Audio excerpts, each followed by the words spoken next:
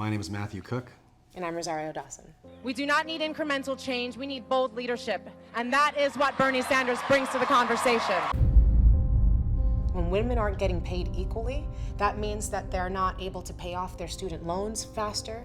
That means that their children don't get fed as much. That means that you're stunting whole families for generations. When we talk about fair wages, I want every man in this room to stand with the women of this country, demand pay equity.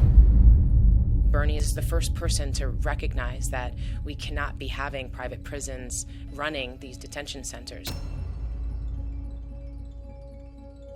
These are people that we're talking about. We're not talking about just numbers. I've talked to some of the young kids who, with tears rolling down their cheeks, are scared to death that today they may, or their parents may, be deported. Many years ago, Americans fought for public education so that poor and working class families would have a chance at better jobs. Today, a college education is the equivalent.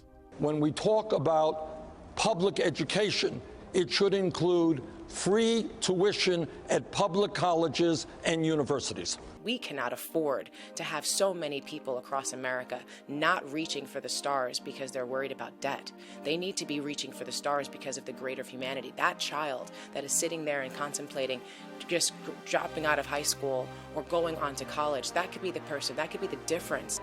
Truly, this is a future to believe in. It is not a dream, it is a vision, and it is worth going for with all of our might.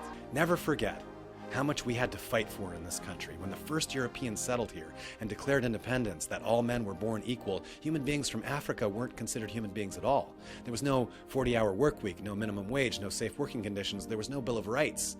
For years, we had to fight for all of it. We always have to fight, because the moment we stop, it gets taken away. It's either progress or regress. Once upon a time, as a woman, I couldn't vote.